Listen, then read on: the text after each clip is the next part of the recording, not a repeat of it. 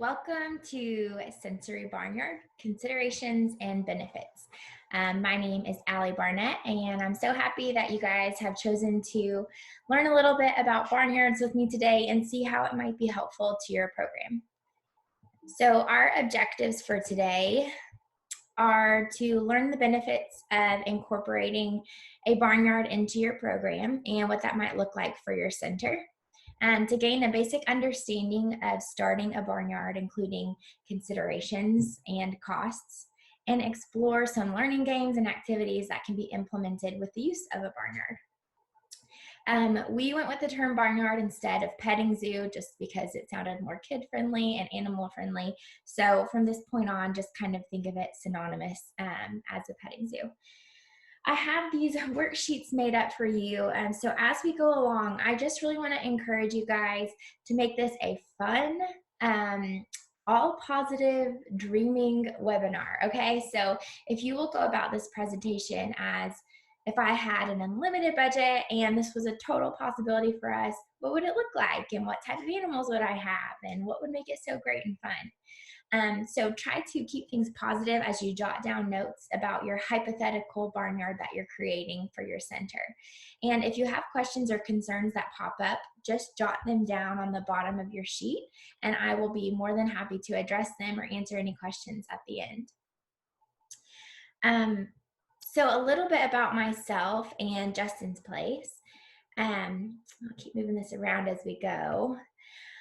I am a registered nurse and founder and director of Safe Haven Equine Ministries for 7 years, part-time while I worked full-time as a nurse. And in January of last year, I had the opportunity to come on full-time at a brand new center to help develop and create a program for children ages 4 to 12 with the diagnosis of autism and Down syndrome. So that is what Justin's Place does. And one of the founding family members had the idea to incorporate small animals. His thought was kind of to have some bunnies or turtles and different animals that the kids could hold and love on and engage with while they're here at the farm, just to bring them some joy. He kind of mentioned that there was this corn crib on the farm that could potentially work for this purpose. And that's our facility under construction. Right when we bought it, the corn crib is behind me. So I loved that idea of, and that challenge of, ooh, how could we transform this existing non-functional structure into something that works for a barnyard petting zoo? And it was all based off of the premise of when you go to adopt an animal at a pet store or a pound, you pick it out, through the cage or the window, and then you bring it into the playroom to interact with that animal. And so that's kind of what we tried to create at our barnyard facility, which I will show you later. So that kind of sent me down a path of research and investigation about what types of animals there are in our area, who can cohabitate, what do they need, what is their shelter needs. And what we wound up with about 4 months later was a really functional barnyard and about 10 animals.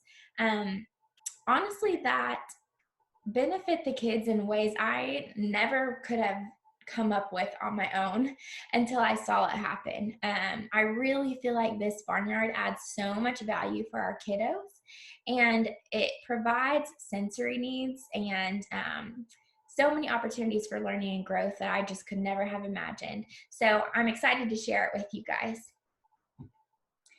As we jump into the benefits of a barnyard, I just encourage you, if there's anything that's exciting or is like, oh yeah, that would be perfect for our center, just jot it down in that area on your worksheet. Anything that sparks an idea or you want to make sure that you take back to your center or share with others. So benefits of a barnyard, it creates a multi-dimensional activity for those who are unable to ride, too fearful to ride, or under age 5. In the therapeutic equine world, we love our horses and we're really good at what we do. I think they will always be our bread and butter. Therapeutic riding, driving, vaulting are all great activities. But when we use other animals, I just think it kind of provides more of an enrichment for our participants. Also with kids, it provides connection opportunities with smaller animals, so they're more on their eye level or even below their eye level, which is much less intimidating to these kids. It provides a variety of smells, textures, pressures, and sensations that are completely different than riding. It adds more programming options for kids who sign up for maybe an hour slot, so they paid for that slot, but maybe they can only tolerate grooming or riding for 20 minutes due to pain or emotional or cognitive struggles. It also adds more programming options um, that can be provided independently by volunteers. So you can have a supervisor staff who is supervising multiple volunteers, creating those interactions for the kiddos. And of course, it is much more cost effective than horses and riding because you don't need tack, you don't have to feed a 1,000-pound animal, and their care needs are much more affordable than a horse. Some safety benefits to think about are animals like goats and sheep and pigs don't really kick like horses do. They pack much less of a punch, and it's less of a defense mechanism for them. They weigh less, so if a kid does get stepped on by a goat, it's 25 pounds, not 500. As well as weighing less makes it easier for you to handle the animals in that scenario. Goats and sheep don't have top teeth, so the risk of biting is much lower and would cause much less harm if it did happen. Though they are herd animals, their fight and flight seems less strong than a horse's. And also, if you consider like a horse rearing over a goat rearing up, it's just way less risk. So it allows for a little bit more freedom and engagement with that animal, whereas you have to be a lot more cautious with a horse. And then finally, we do incorporate mini horses in our barnyard. And I just like the idea that you can be more engaged with a mini horse without compromising the child's safety of their body position. So it's not as easy for a kid to crawl under a mini horse or go under their neck. And you're able to, what we say, kind of body block them a lot easier from that pony's hind end compared to a full-size horse. Lastly, when it comes to benefits of a barnyard, just consider all of the sensory input that it would provide in comparison to horseback riding. So with the noises, the grunts and the squeals of our pigs are hilarious. They create a lot of noise in the barnyard. The bleat and the maa of our goats and our sheep, the bray and the hee-haw of a donkey or a mule. Textures. So our sheep has an amazing texture of his wool that we get to enjoy for about half of the year. And then when he gets sheared, we get to use it as a kind of toy and demonstration texture. The fur of a pig is scratchy. It's like a bristle brush. Goats have really coarse, interesting hair and long, slick beards, and they lick and eat out of your hands. That's an input that you can't necessarily get safely with a horse. The feeling of holding a bunny or a guinea pig and feeling their nails on the child's skin, or feeling their tiny noses eat out of your hand. Input. So deep pressure is a really common thing that is needed among autistic children. So they're able to lay across a goat or have the goats rub their head up against their leg to itch their heads. And so they're getting like 10 to 50 pounds of pressure in different ways on their chest, on their legs, on their back, from those animals that would be considered probably not safe if a horse was rubbing their head that aggressively on a kiddo. Whereas when a goat does it, it's okay, it's safe, it's enjoyable for the goat, it's enjoyable for the kid. And then, of course, running and chasing an animal, which we'll talk more about, can be permissible, can be helpful, can build a lot of life skills. And then the ability to squeeze and like give deep pressure hugs to the animals, and even get like a fistful of fleece, because that wouldn't hurt the animal. That deep pressure squeeze that those kids need a lot of times, that they're seeking whenever they're biting or being aggressive, they can get that safely with this animals without hurting them. Okay, so that is the benefits of a barnyard. We're going to move on to what does it actually look like to start this for your program. I want to encourage you that you can do it super, super simply. And I think it really could be cost effective and an option for pretty much any center in some capacity. So here's just a little scenario of, we have one little quarter of our farm. We don't want to put a lot of money into it. Maybe we'll just throw up a pen and put 2 goats in it, and that'll be our barnyard. That would be awesome. That would provide at least something else for your participants. So you would need a paddock and a shelter. Your shelter and your paddock must have no climb fence. So, goats and animals of the sorts are escape artists. You'd have to have a wire-filled gate so that they can't crawl through. And these are just some options of materials that I have kind of come across and found was most useful for us.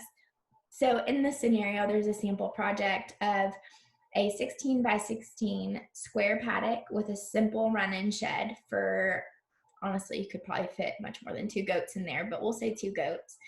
And the total cost of that project would be $1,000.95. So you're creating a space for them that's functional. Kids could go in and out of it, and it's simply cost effective. That would be kind of like the minimum physical shelter that I would recommend for a barnyard. And then next, I will show you a video of our facility and how we edited our existing corn crib structure to create a barnyard. So as you are watching this, just begin to think of hypothetical, again, dream world. What could we do at our farm? What would that look like? What would be the ideal scenario if we had an unlimited budget? What could be realistic? Or maybe what structure do we have that we're not utilizing that could be turned into a barnyard? So enjoy this tour of our farm. So this was the existing structure. None of the fences were here, and they housed the tractor in the center there, and then this was one continuous room that was closed in to store corn, and that was continuous one room to store corn on that side, and then this was just a little run-in for like tractors or trucks, whatever was used on the property at the time. So we blew out the middle of those 2 rooms and added all of the fencing that you see in order to make paddocks for the animals. The concept of this middle playroom is that they would pick an animal and take it into this center space in order to engage with it. So that's primarily how we have utilized this space in the middle, and we also added bleachers on both of these sides so that we could have teaching demonstrations, have groups of kiddos out. As I said, so this was all one continuous room, so we blew that out to make a run-in shelter for the mini horses. Most of this work was done by volunteers, and then some of the construction was a paying contractor. We have everything labeled, so we use this existing room for the hay room on this side, and then this interior room is our feed room, which works out perfectly. Again, try to keep everything labeled. Plenty of storage in here for all of the food and care items for these animals. On this side, as I said, we have our groomer horse poster and our mini donkey and ponies. There is, I'll just show you. Hey, buddy. Hey, big boy. This is their paddock, so it's a decent size for 3 little minis, and because all of the animals are able to come through the center here, we can let everybody out into this grazing paddock when we need to, for extra calories or to help them stretch their legs and just get a little fresh perspective. So that's really nice. And then here we installed a gate so that we could close that and make kind of like a stall right here if we ever need to separate an animal or use it to engage with some of these animals and a kiddo. So same concept here. This was all one big continuous room to store corn. On this side, we call it the warm room. So we have this step up into the space, and I'll show you that on the other end. And on this side is just another run-in. So the animals are actually able to get into these secure, warm, protected spaces from the weather. We added gates everywhere just so that there's limited space for our kiddos to not run or elope. So this is the wall of that run-in shelter. Then we built a rabbit cage here, which again is at eye level for kiddos, so they can come and feed the rabbits, say hi to them. We also take them out and engage with them in the grass. So that's our rabbit cage. We made a little nook there to not waste space for the wheelbarrow. On this side, we have the same thing. It's a look into the goat room. So the goats like to come up here to get treats, to get warm in the winter. This panel flips up so that in the winter they have full shelter from the elements and wind. Goat feeder is up on the wall. We move it down when it's time to feed. We have water access and of course some of our mucking tools here. So this is a nice run-in or paddock for all of our animals. They're able to cohabitate. We separate them for feeding time and whenever they get their minerals that are specific to their species. So this is that entrance into the run-in room, which we saw. And then same thing on this side, we have a ramp up to our warm room, which right now has a flap on it from the winter. We put lots of straw in there to help keep them warm. Hey, Charlotte. Girlfriend. You can see she's so sweet. Hey, sweetie. When you talk to her, she usually wags her tail. You're a good girl. And this is a special pig water that we got from Tartar, and that's safe for pigs to drink out of, so it's low, they can't drown in it. And then we also got our feeders from Tartar, which work great. You can put grain in the bottom of them if you want. They're super easy to clean and keep functional. This is our sheep and our goats and our mini mule out on this side. So this is the space that has kind of worked for us.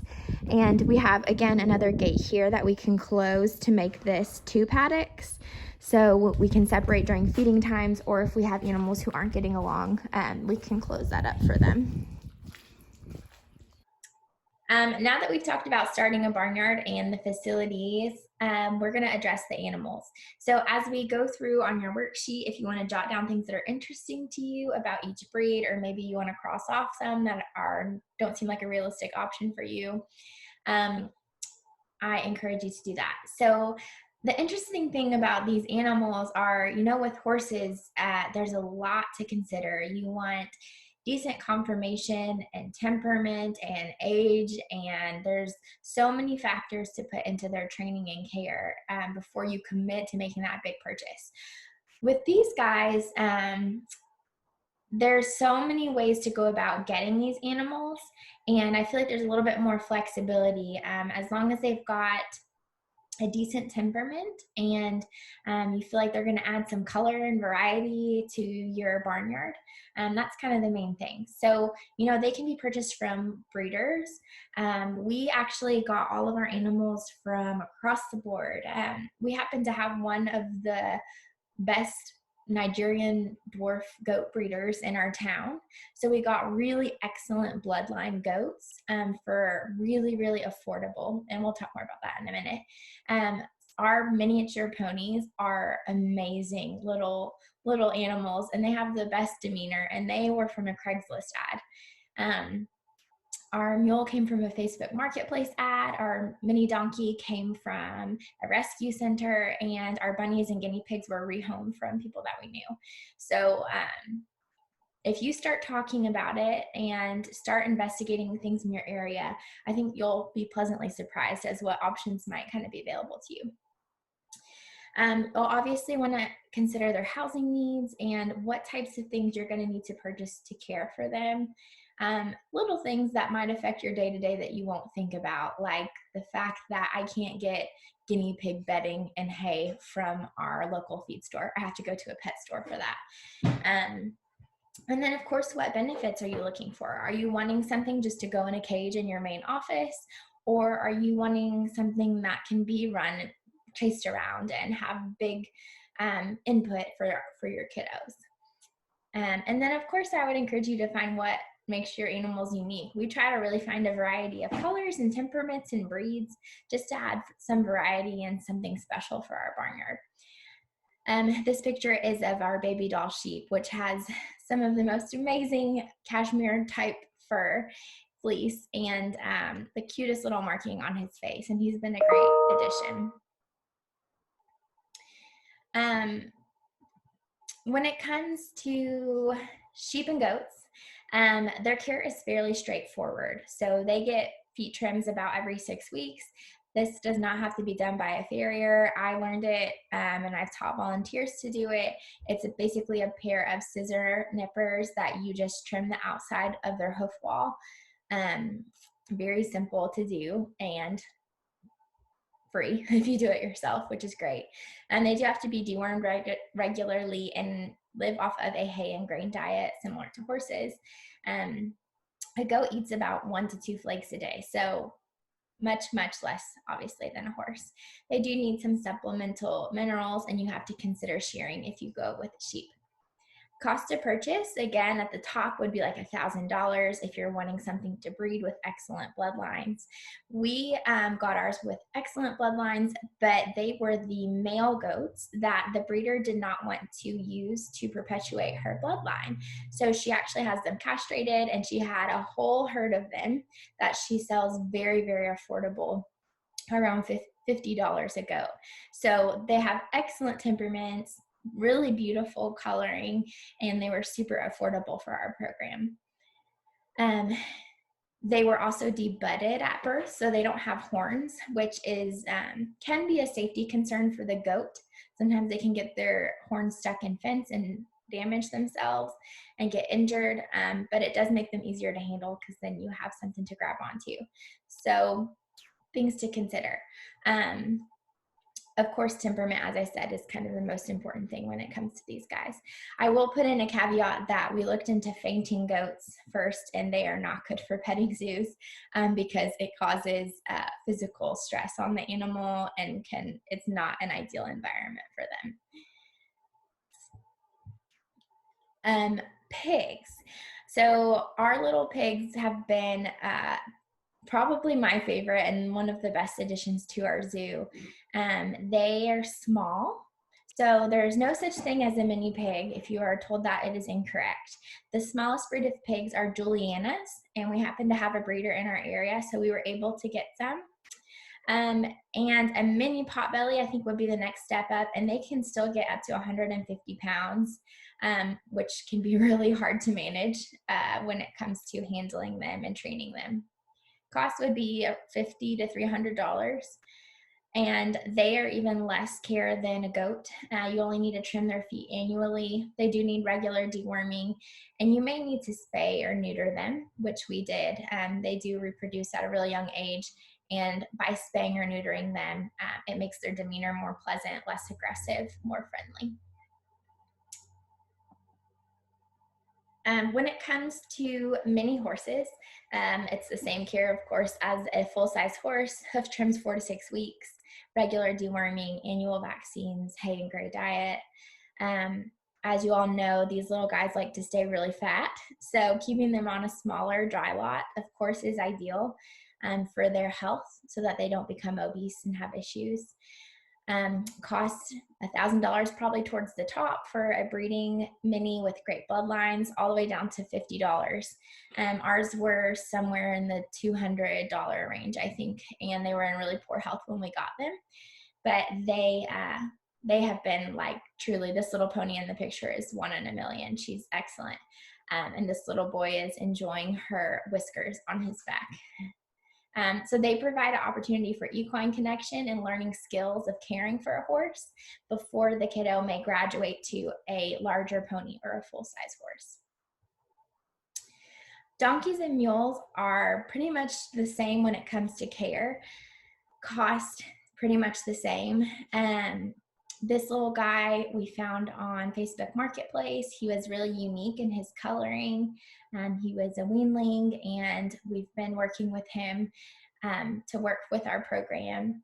Something to consider is these guys might just be a companion for other animals or a protector for your animals.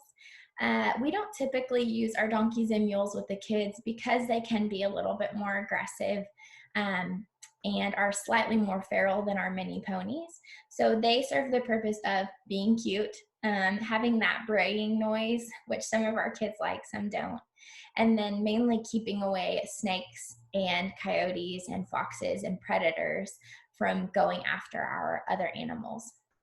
So it allows our animals to be free in their paddocks all the time because we know that the donkeys are going to protect them. And I'll see if I can get a braying noise to put in this presentation. Okay, so our bunnies and guinea pigs are fairly low maintenance little critters. They have a hay and feed diet. You do have to trim their nails regularly, and they need bedding and good shelter.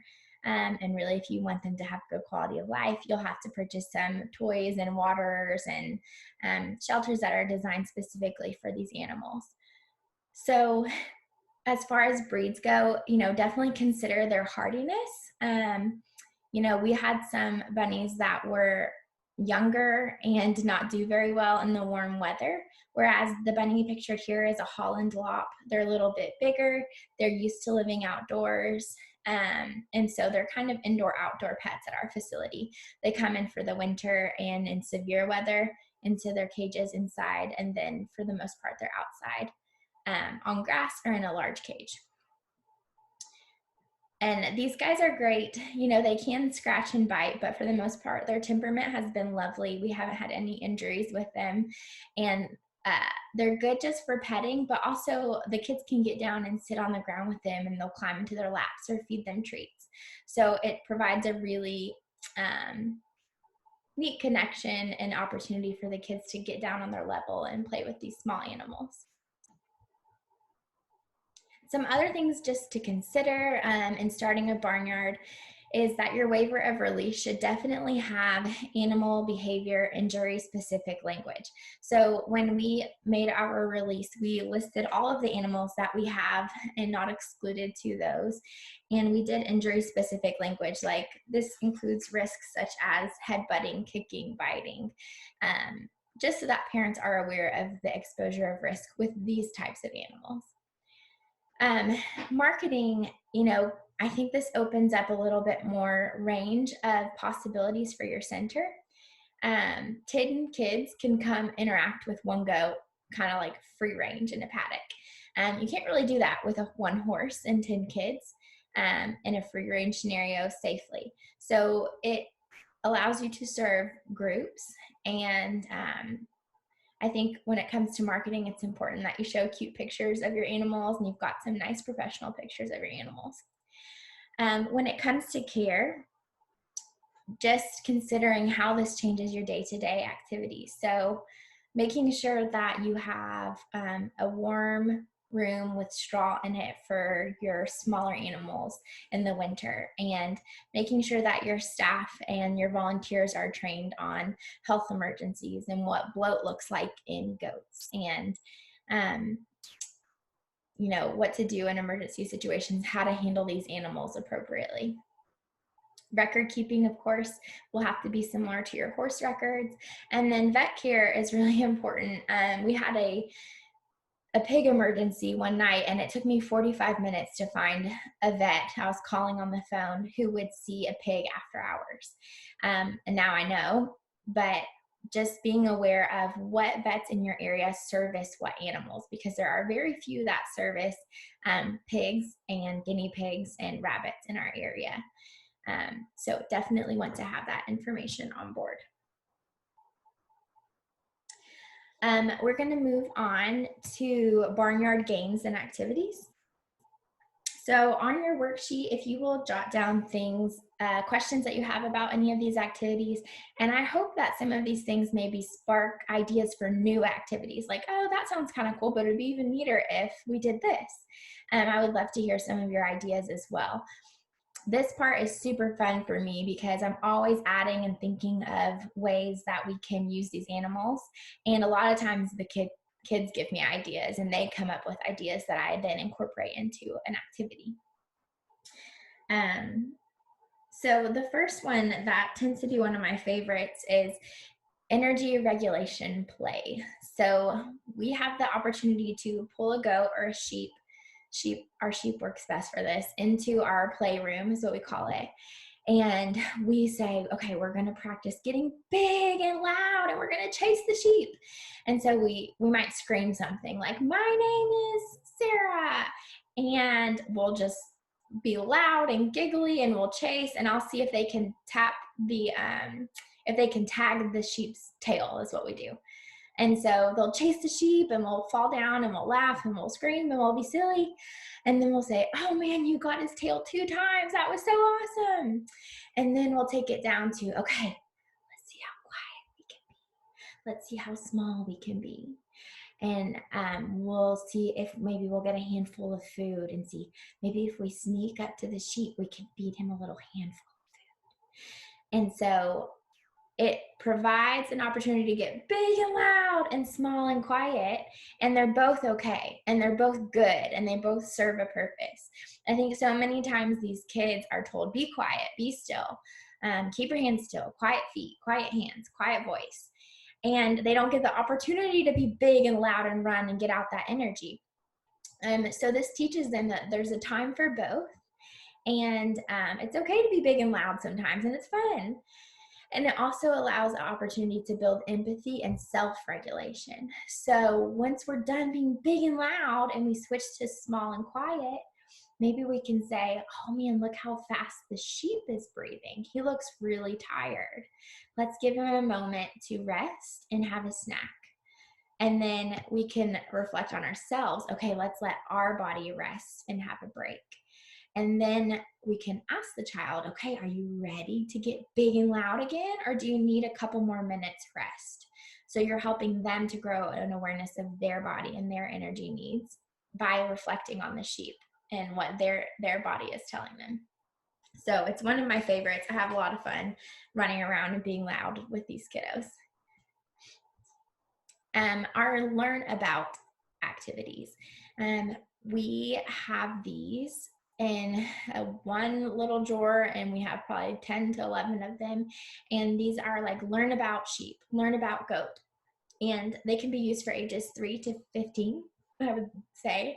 It teaches basics about each animal, breed, and species.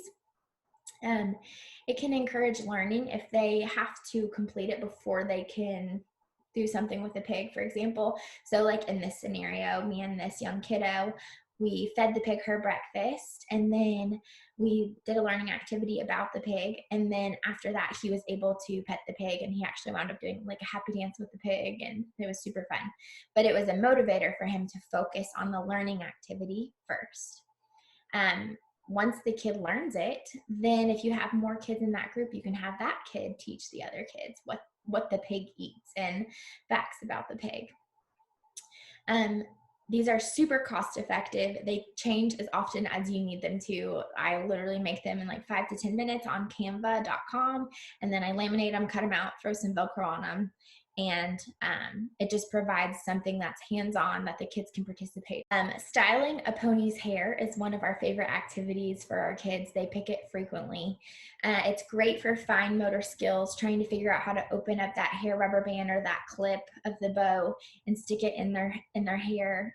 We can work on color naming and identifying with younger kiddos, and we can do feelings talk. So, oh man, Dixie's head is so low. She looks really relaxed. It seems like you're making her happy. Oh, her hair's so beautiful. How do you think she feels? What makes you feel beautiful, or what makes you feel good? And then I know this is controversial sometimes within the equine assisted services world, but painting a pony. So our rules are, as long as it's not harming or stressing the animal, and as long as it's intentional for a purpose. So we might paint Dixie's feet pink for Valentine's Day, or we might we're working on spelling our name. And so we're going to spell Dixie's name in the sand, and then we're going to, or our name in the sand, and then we're going to paint Dixie's name on her body, and then we're going to give her a bath after. So we are using it as a learning tool, but we're also keeping the horse involved in it as well. Leading a pony is probably my other favorite activity to do out of our barnyard, because there's tons of room for skill progression. And it works for a wide variety of ability. And what I mean by that is this kiddo in this picture is probably the highest level of ability, as far as he's standing safely with his feet, he's holding his rope correctly, and he's leading this pony in our arena through an obstacle course using verbal cues and body language. To all the way on the other end, we have kiddos that just hold on to the very end of the rope and walk 100 miles an hour around the barnyard and just love it. And they think it's so funny, and they'll just giggle and try and pull the pony's head up from pulling grass. So that's a version of leading a pony, but so is this. And they both serve different purposes. That deep pressure joint work of pulling on that rope for the first kiddo is like awesome, and he loves it, and he thinks it's funny that the pony follows him. And we can have skill progression in that of holding the rope appropriately and body awareness and different things. And with this kiddo, we can do the same thing, it's just on a different level. So some opportunities within this is to have the kid design an obstacle course. You can do energy modulation with leading. So, let's do really big steps and see how our horse's head raises up and their energy comes up. Okay, now let's take little baby steps and see how quiet and slow we can go. Of course, it provides leadership skills as well. You can reflect that back for the kid. You're doing so good leading Dixie. Look how much she's following you and trusting you. And you can build empathy of giving the horse a break and talking about trust and relationship.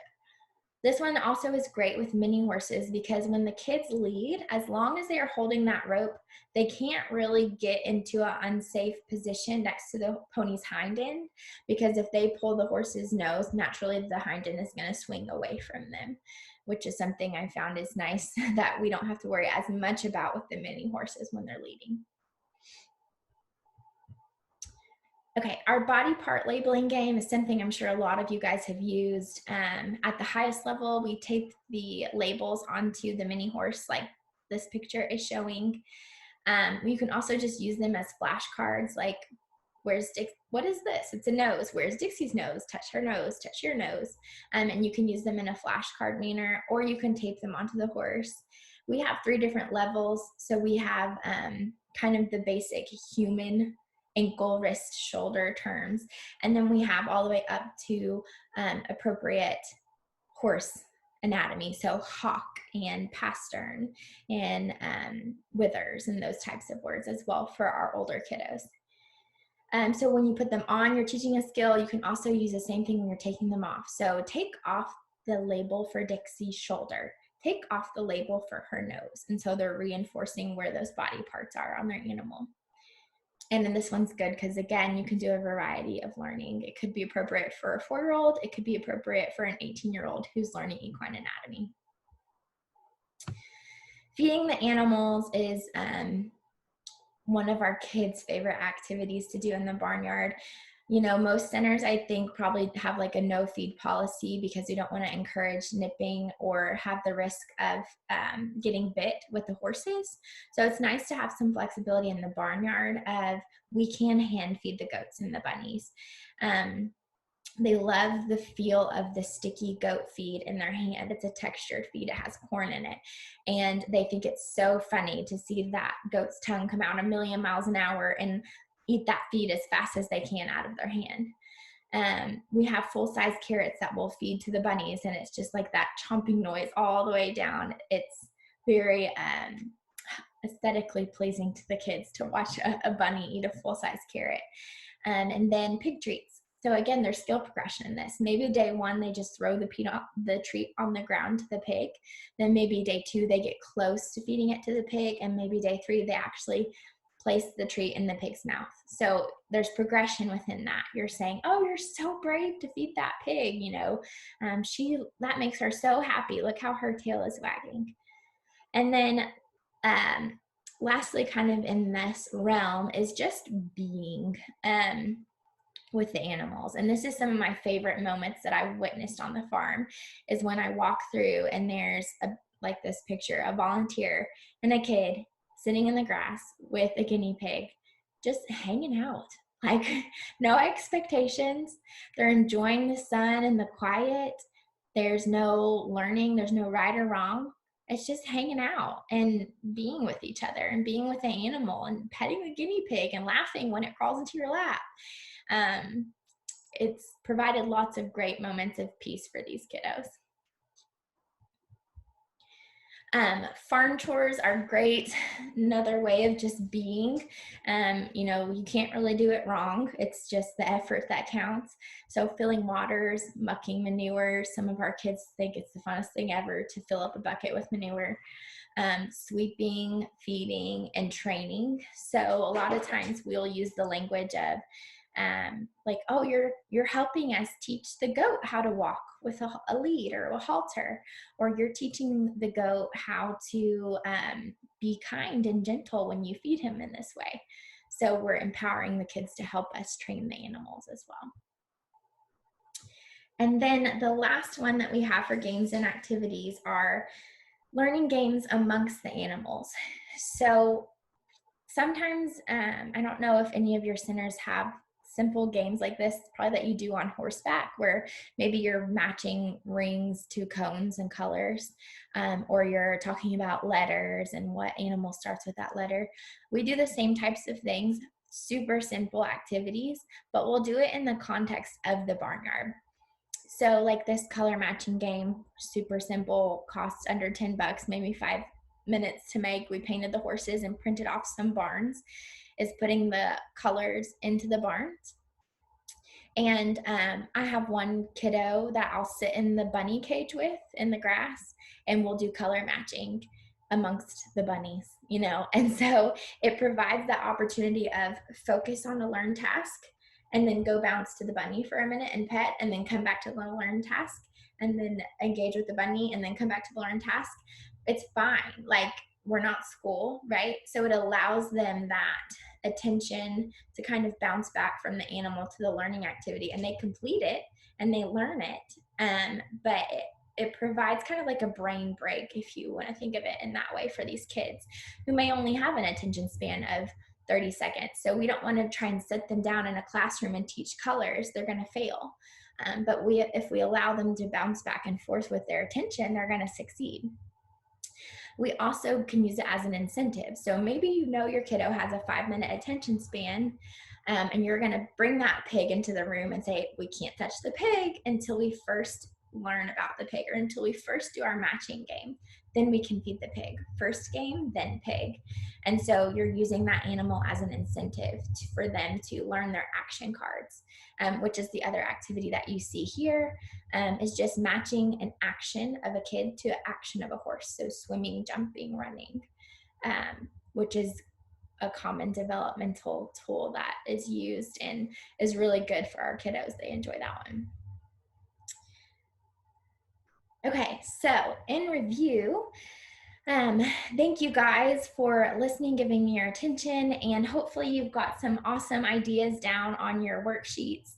I hope that this sparked some type of nugget that you can take back to your center, and maybe you have a plan for a whole barnyard. That would be great too, but I hope that it benefited you in some way. I hope that you learned there are many benefits of a barnyard that can enrich your existing programs and potentially grow a new program.